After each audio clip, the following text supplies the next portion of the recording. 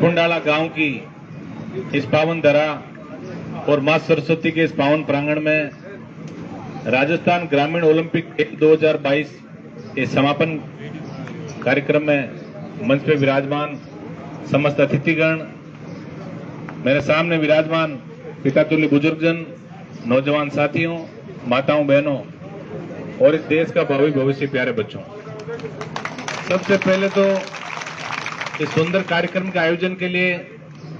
मैं हृदय की गहराइयों से समस्त भामाशाहों को साधुवाद देना चाहूंगा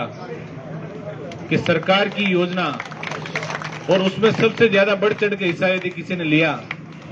तो प्रत्येक ग्राम पंचायत स्तर पे भामाशाहों ने इस कार्यक्रम का सुंदर आयोजन भी करवाया। वैसे कुंडाला गांव आज 2-4 जगह से कल और भी फोन आए थे, लेकिन आज अभी 12 बजे विधानसभा उद्घाटन करेंगे तो वीसी के माध्यम से हम सब लोग भी जुड़ेंगे। मन बहुत था कि लंबे समय तक बच्चों की सुंदर प्रस्तुतियां, अभी जैसे एक बच्चे ने और अभी दोनों जो कार्यक्रम हुए, बड़ा अच्छा लगा कि छोटे छोटे ग्रामीण प्रतिभाएं जो गांव की है, कि इन खेलों का मुख्य समर्पित भाव से यदि आप लगन लगा के कोई भी कार्य करोगे तो निश्चित रूप से एक दिन उसमें सफलता आपको जरूर मिलेगी। तो प्यारे बच्चों, मैं परमपिता परमेश्वर से, मां सरस्वती से आप सब लोगों के उज्जवल भविष्य की शुभकामना प्रेषित करता हूं और इतना ही आग्रह और आपके अभिभावक के नाते भी, एक जनप्रतिनिधि के नाते भी आपको ये मैं बुलाउन भी देके जा रहा हूं कि एक चीज का ध्यान जरूर रखना कि हम किसान परिवार के लोग हैं, चाहे जाति हमारी अलग अलग है, लेकिन हम सब जमीन से जुड़े हुए लोग हैं। आर्थिक स्थिति हमारी बहुत ज्यादा अच्छी नहीं है, इस बात का भी आप विश्लेषण करें और कम से कम खर्च में हम अपने माता पिता को ज्यादा से ज्यादा आउटपुट पढ़ाई के माध्यम से कैसे दे सकते हैं, इस बात पर आपको गौर करना है। दो तरह की सोच हर व्यक्ति के दिमाग में चलती है। कई लोग कहते हैं समय बड़ा खराब है, मैं कहता हूं समय बहुत अच्छा है। हमारे बुजुर्गों का आज से यदि 30 साल, 35 साल, 40 साल पीछे का यदि हम इतिहास उठा के देखें तो मारवाड़ के अंदर प्रत्येक परिवार में से हर तीसरे साल कोटा, बूंदी और मालवे के इलाके में यहां से अपने पशु और अपनी आजीविका बचाने के लिए लोगों को जाना पड़ता था। आज जमाना, समय ने बड़ी तेजी से करवट बदली। क्योंसर का क्षेत्र की यदि हम बात करें तो 2008 के पहले जब हम इस इलाके में आते थे, क्योंसर के इलाके में,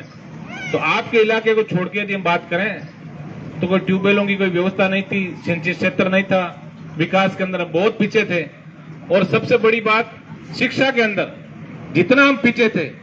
आज यदि हम उस बात को याद करें तो बड़ी पीड़ा भी होती है। लेकिन इसके लिए मैं धन्यवाद दूंगा हमारे माननीय सांसद हनुमान जी बेनीवाल को कि उन्होंने शिक्षा को सर्वोपरि रखे।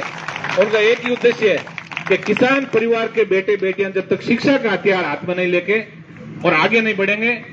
तो हम हमारे जो विकास की बात जो है उसकी कल्पना हम नहीं कर सकते। आपको जान के बड़ी प्रसन्नता होगी कि देश को आजाद हुए 76 साल हो गए और अभी आजादी का अमृत महोत्सव इस बार हमारे पूरे देश के लोगों ने मनाया। लेकिन इन 75 साल में यदि पिछले 6 साल के अलावा बात करें तो क्योंसर विधानसभा क्षेत्र में कहीं भी कॉलेज, महाविद्यालय की कोई स्थापना सरकार के द्वारा नहीं की गई थी। लेकिन इन पिछले 6 साल 7 साल के अंदर क्योंसर विधानसभा को 4 बड़े महाविद्यालयों की सौगात मिली, जिसमें हमें आज यहाँ कुंडाला के अंदर जब मैं आता हूँ और कई गांवों में जैसे कार्यक्रम चलते हैं, मुझे बड़ा अच्छा लगता है कि बेटों के साथ साथ बेटियों की बहुत बड़ी उपस्थिति स्कूलों के अंदर दर्ज है। ये हमारे लिए बहुत शुभ संकेत है, क्योंकि आधी आबादी को हमारी सरकारों ने या हमारे समाज की जो बंदी से थी या हमारी आर्थिक व्यवस्था की बात यदि हम कर लें उसमें पिछड़े थे, तो आधी आबादी जो महिलाओं की है उनको शिक्षा से वंचित रखा गया। लेकिन ये हमारे लिए शुभ संकेत है। आज भी मैं देख रहा हूं कि बेटों पे बेटियां आज भारी पड़ रही है, ये भी बहुत खुशी की बात है। लेकिन एक चीज का निवेदन मैं बेटियों से करूंगा कि आपके ऊपर आने वाले दिनों में 2-2 परिवारों के भार होंगे, तो निश्चित रूप से यदि अच्छी शिक्षा के साथ आप आगे बढ़ेंगे, अच्छे विचार लेके और सारे परिवार को साथ लेके चलने की यदि आप विचार अभी से इस जैन में आप उतार लेंगे तो निश्चित रूप से किसान परिवारों की दिशा और दशा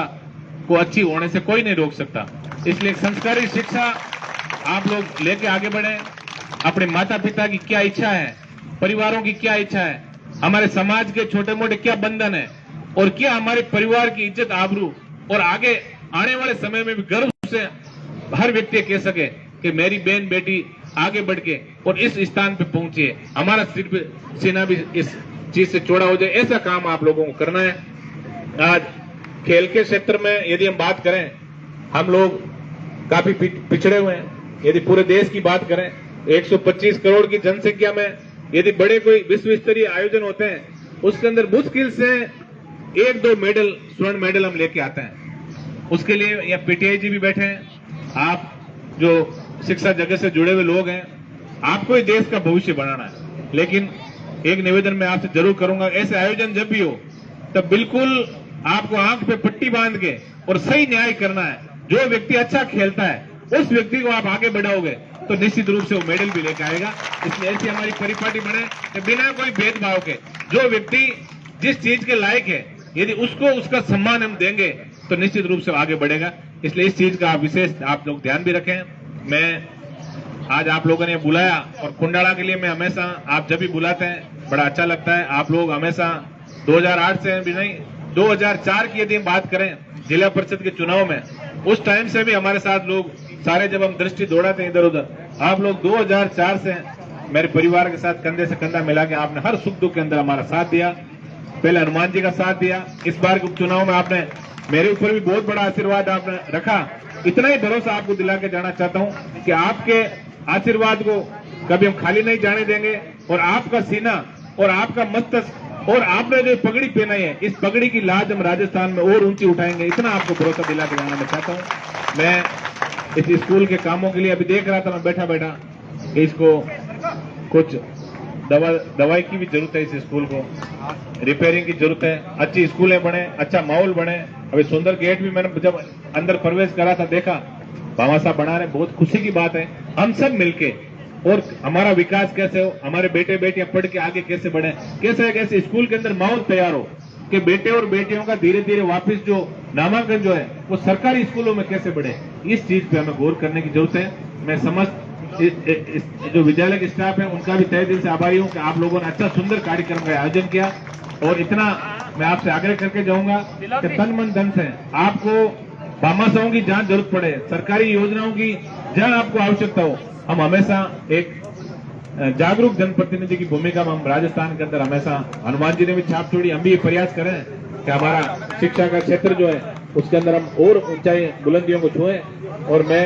इस स्कूल के रिनोवेशन और अन्य जो है उसके लिए 10 लाख रुपए की घोषणा विधायक फंड से करना चाहता हूं। आप लोग अच्छा काम करें, निश्चित रूप से हम सब मिलके और एक सुंदर इस खींवसर विधानसभा क्षेत्र का एक मॉडल हम सरकार पूरे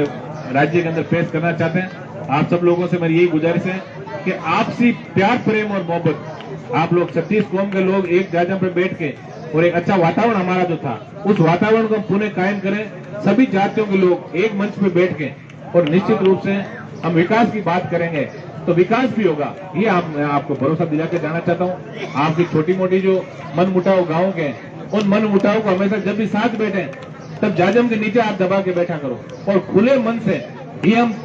चर्चा करें कि हमारे गांव का भविष्य कैसे उज्जवल हो, हमारे आने वाले समय में जो हमारी बच्चे बच्चियां हैं उनका भविष्य कैसे उज्जवल हो, कैसे हम राजस्थान के अंदर शिक्षा के क्षेत्र में हम आगे बढ़े, ऐसा वातावरण हम सबको मिलकर तैयार करना है। एक बार पुनः मैं हृदय की गहराइयों से कार्यक्रम के आयोजकों को धन्यवाद देना चाहूंगा कि सुंदर कार्यक्रम का आयोजन किया, हमें यहाँ बुलाया और हमें जो मान सम्मान आपने दिया उसके लिए सदैव आप लोगों का आभारी रहेगा। मैं मां सरस्वती से